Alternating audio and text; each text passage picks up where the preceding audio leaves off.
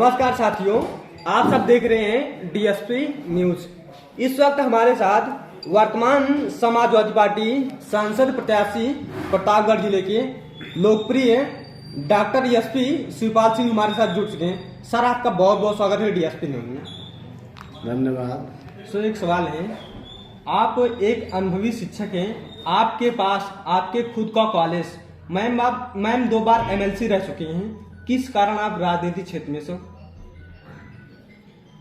मेरा एक कॉलेज नहीं, मेरा नाम है पूरा doctor SP Singh, Shivpal Singh Patel. Yes sir. और मेरे 15 स्कूल और कॉलेज हैं। जी जी। यहाँ 28,000 बच्चे पढ़ रहे हैं और 2,500 से ज़्यादा हमारे टीचर और अन्य स्टाफ हैं। जी जी जी। इस तरह से मैं शिक्षक नहीं, एक शिक्षाविद हूँ। जी जी। और हमारे ऑर्गेनाइजेशन से पढ़ के बच्चे जो निकलते हैं बड़े बड़े पदों पर पहुंचते हैं। इंडिया के टॉप 10 स्कूल्स में हमारा स्कूल आता है। जी। तो ये वो ऑर्गेनाइजेशन है जिसका मैं संस्थापक हूँ। रही बात राजनीति में आने की, राजनीति में 2 बार विधान परिषद सदस्य रहा हूँ। जी जी। और एक बार मेरी पत्नी कांति सिंह भी विधान परिषद सदस्य रही है, उसी सीट पर, लखनऊ ग्रेजुएट कॉन्स्टिट्यूएंसी से, जिसमें जो है ग्रेजुएट्स वोट करते हैं। तो मैंने हमेशा जो है शिक्षा और शिक्षा से जुड़ी हुई राजनीति की है। साथ ही आम जनता के भी प्रश्नों को हमने सदन में उठाया है और काफ़ी कुछ काम किया है। आम जनता के बीच में विकास कार्य भी कराए हैं। चूँकि मेरी कॉन्स्टिट्यूएंसी में 7 जिले आते थे, उसमें जो है प्रतापगढ़ भी था, और प्रतापगढ़ में भी हमने जम के काम कराया था अपने कार्यकाल में, दोनों कार्यकाल में। उसी का प्रतिफल है कि लोग यहाँ हमें जानते हैं प्रतापगढ़ में। और अब मैं 39 लोकसभा प्रतापगढ़ से समाजवादी पार्टी और इंडिया गठबंधन का प्रत्याशी हूँ, जो अभी आगामी लोकसभा चुनाव में मैं प्रत्याशी रहूँगा और चुनाव जीतूँगा। सर, एक दूसरा सवाल ये है, सर आप लखनऊ के रहने वाले हैं, प्रतापगढ़ जिले में चुनाव लड़ने आए, क्या लगता है आपको प्रतापगढ़ की जनता सपोर्ट करेगी? मैं 18 साल विधान परिषद सदस्य रहा हूँ। जी जी। तो मेरा यहाँ सब लोग चिर परिचित हैं, कोई नया नहीं हूँ।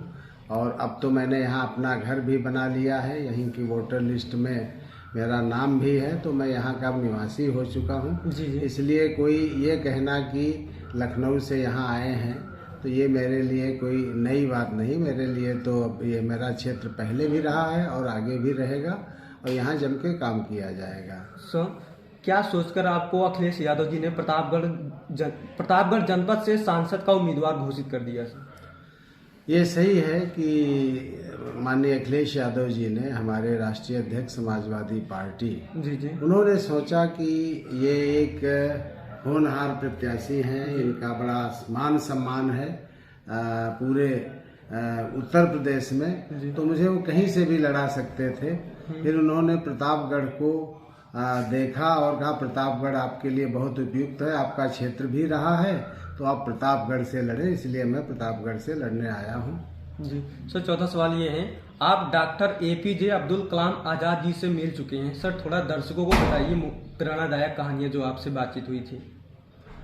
ये सच है, डॉक्टर एपीजे अब्दुल कलाम जी जी, जो भारत के कह सकते हैं कि सबसे योग्य राष्ट्रपति अब तक रहे हैं। जी। देश ही नहीं, दुनिया के महान वैज्ञानिकों में उनका शुमार था। उनसे मैं 2 बार मिला, एक बार राष्ट्रपति भवन में जी, और एक बार हमारे विद्यालय वो आए थे एज ए चीफ गेस्ट। तो 2 बार उनके दर्शन हुए और उन्होंने हमारे 10,000 से ज़्यादा बच्चों को संबोधित किया था, जिससे जो है हमारे बच्चों को भी बहुत अच्छा लगा, क्योंकि कलाम साहब जो है बच्चों को बहुत प्यार करते थे, बच्चों को अच्छी अच्छी टिप्स देते थे, हमेशा कहते थे बड़ा सोचो और बड़े बड़े सपने देखो। तो वही एक व्यक्ति को जीवन में आगे ले जाता है। और जैसी उन्होंने बातें की, उनकी कही हुई हर बात आज भी एक पत्थर की लकीर है, और उन्हें मैं अपना रोल मॉडल मानता हूँ, अपना आदर्श मानता हूँ।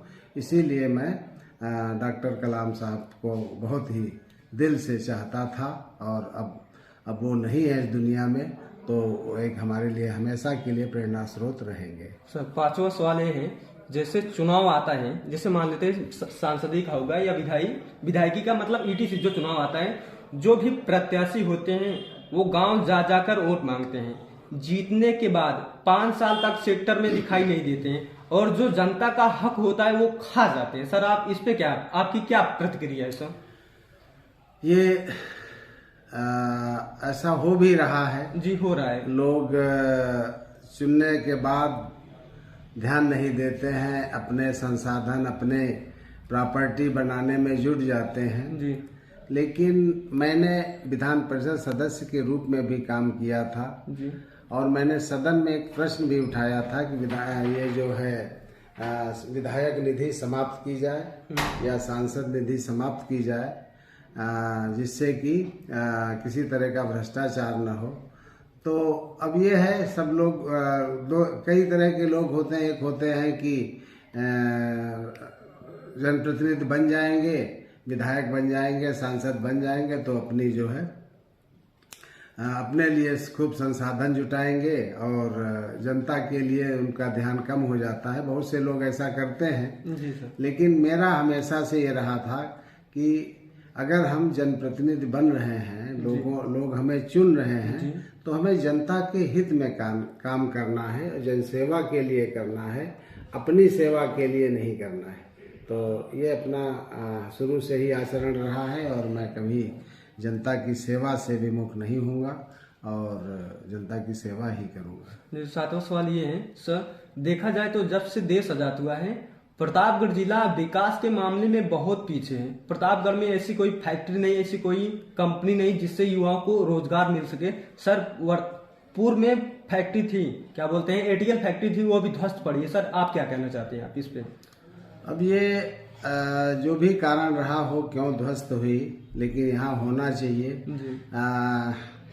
इस सरकार ने वादे तो बहुत किए, एक जनपद एक उत्पाद जी। तो यहाँ के आंवला का जो उत्पाद है बहुत ही आप देख रहे हैं कि